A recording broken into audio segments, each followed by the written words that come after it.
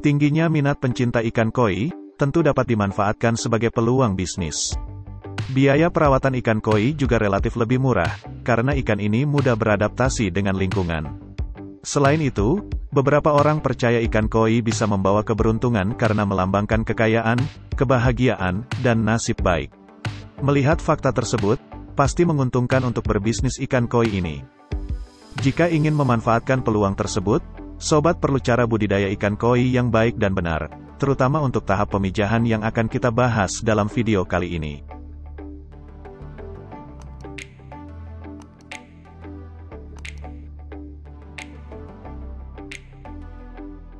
Proses pemijahan ikan koi yang dibudidayakan bisa dilakukan dengan 3 cara, yaitu sistem pemijahan alami, pemijahan buatan, dan pemijahan semi-alami. Setiap jenis pemijahan memiliki kelebihan dan kekurangannya masing-masing. Pemijahan alami merupakan proses pemijahan atau perkawinan yang berlangsung secara alami, yaitu dengan membiarkan induk ikan koi untuk melakukan pemijahan dengan sendirinya tanpa adanya pemberian suntikan hormon, serta tidak ada campur tangan manusia dalam proses pembuahan yang terjadi. Setiap ikan memiliki sistem pemijahan alami yang berbeda-beda. Misalnya, ikan koi yang terbiasa membuat sarang untuk melakukan pemijahan. Oleh karena itu, pembudidaya harus menyediakan sarang, agar ikan koi dapat memijah secara alami. Pemijahan alami memiliki keuntungan karena sistem yang digunakan sederhana, tidak terlalu rumit. Pembudidaya hanya perlu memilih induk yang bagus, menyediakan tempat untuk pemijahan, dan menyediakan bahan sebagai media.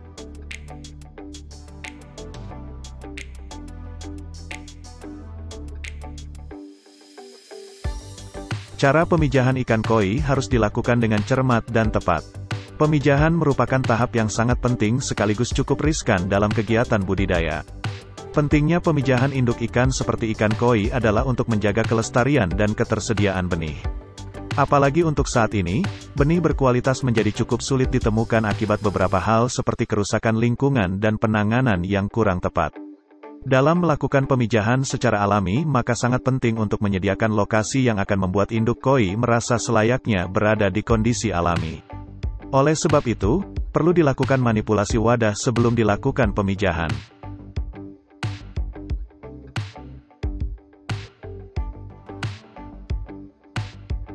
Wadah pemijahan harus dipersiapkan dengan baik sehingga peluang berhasilnya kegiatan budidaya ke depannya semakin besar. Seperti halnya dalam proses pemijahan ikan koi secara alami, ikan koi perlu tempat yang sesuai dengan kondisinya di alam yang mengharuskan sobat melakukan manipulasi wadah. Hal ini karena pada dasarnya ikan koi memiliki insting atau naluri. Ketika merasa sudah berada pada tempat dan lokasi yang layak, maka indukan akan segera melakukan pemijahan. Persiapan wadah pemijahan bisa dilakukan dengan melakukan pengeringan dan pemasukan air baru. Memastikan suplai oksigen mencukupi bagi induk.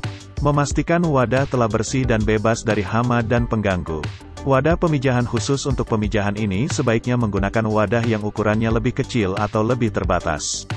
Hal ini bertujuan agar memudahkan induk saling bertemu dan proses pemijahan dapat segera terjadi.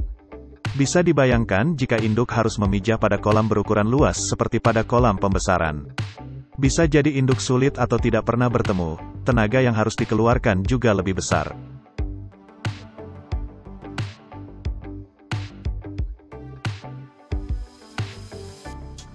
Penting untuk memahami karakteristik ikan koi yang akan dipijahkan, sehingga tahap persiapan yang dilakukan paling tidak semakin mendekati dengan kebutuhan ikan koi yang seharusnya.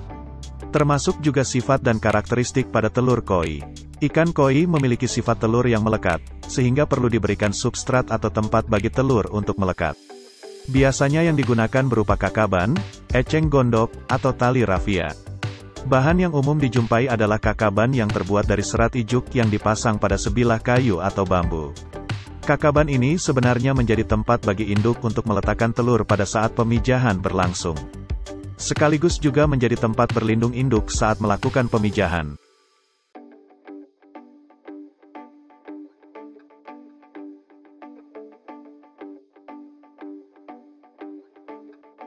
Seperti dijelaskan sebelumnya, ukuran kolam pemijahan tidak boleh terlalu besar. Kolam ini harus memiliki ukuran yang tepat sehingga proses pemijahan bisa berjalan dengan optimal. Berdasarkan beberapa referensi dan pengalaman para pembudidaya, ukuran kolam untuk pembesaran dan pemijahan harus dibedakan. Kolam pemijahan ikan koi yang digunakan biasanya berukuran 4 x 6 meter dengan kedalaman air 70-100 cm. Untuk ketinggian air sebenarnya bisa menyesuaikan, namun biasanya ketinggian air paling tidak 50-70 cm. Ukuran kolam jangan sampai terlalu luas, sebab hanya akan menghambat induk yang akan memijah. Antara luas kolam dan jumlah induk harus proporsional. Artinya harus seimbang. Misalnya, pemijahan ikan koi menggunakan perbandingan 1 jantan dan 3 betina tentu membutuhkan luas kolam yang berbeda dengan pemijahan induk 3 jantan dan 9 betina. Jika ukuran yang terlalu luas bisa jadi induk terlalu lama bertemu, akibatnya pemijahan menjadi terhambat.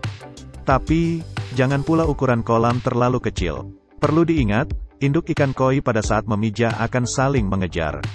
Maka, jangan sampai ukuran yang terlalu kecil pada kolam mengganggu kebiasaan ini.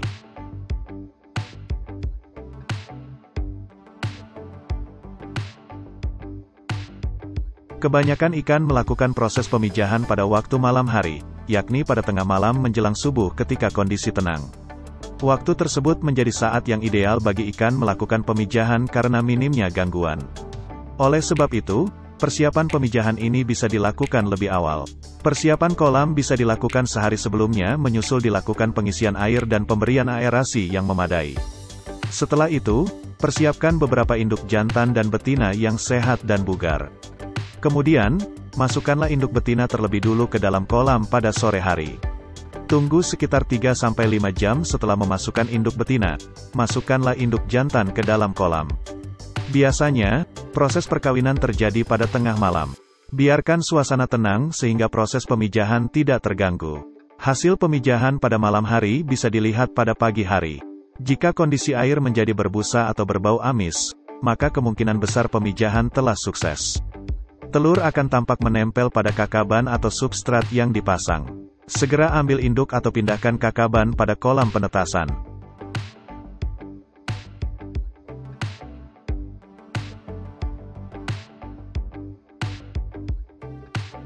Telur ikan koi tidak butuh waktu lama untuk menetas.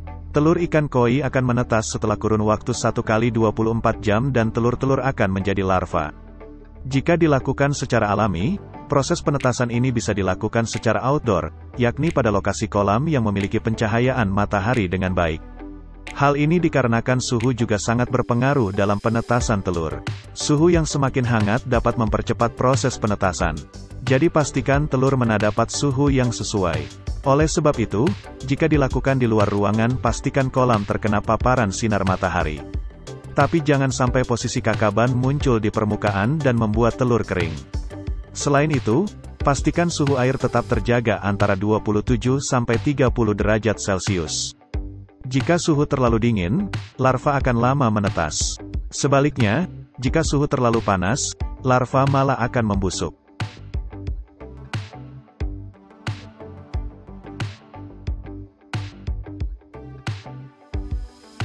Biasanya, pada umur 1-3 hari, larva ikan koi masih memiliki kuning telur yang menjadi cadangan pakannya.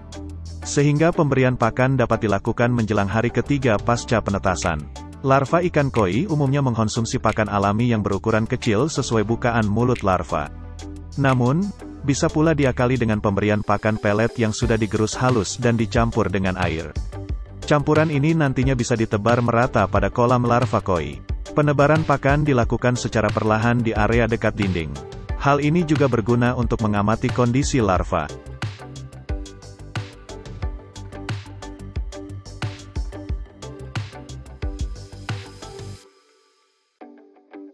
Pemijahan ikan koi secara alami ini dapat dilakukan secara sederhana di rumah. Biasanya hanya memanfaatkan bahan-bahan yang mudah didapat. Sobat tidak membutuhkan biaya yang besar, terutama untuk pembelian bahan dan alat, seperti hormon ovaprim, sodium klorida dan bahan-bahan lainnya. Namun, metode ini juga memiliki kekurangan dibandingkan dengan pemijahan secara buatan. Kekurangan dari sistem pemijahan alami ini terkadang membutuhkan waktu yang cukup lama. Sebab, indukan harus menyesuaikan diri dengan lingkungannya agar bisa melakukan pemijahan yang baik. Selain itu, Keberhasilan sistem ini juga dipengaruhi oleh kondisi alam. Produk yang dihasilkan juga belum tentu sesuai dengan yang diharapkan, karena teknologi yang diterapkan belum intensif. Meski kedua induk jantan dan betina matang gonad, tetapi tingkat kematangannya sulit ditentukan secara visual, sehingga seringkali pemijahan gagal. Kegagalan dalam pemijahan dapat menghambat proses produksi. Itulah tadi tahapan dalam pemijahan dan penetasan telur ikan koi secara alami. Jika sobat memiliki pertanyaan atau informasi lain mengenai pemijahan ikan koi, silahkan mengisi kolom komentar di bawah. Terima kasih dan sampai jumpa di kesempatan lainnya.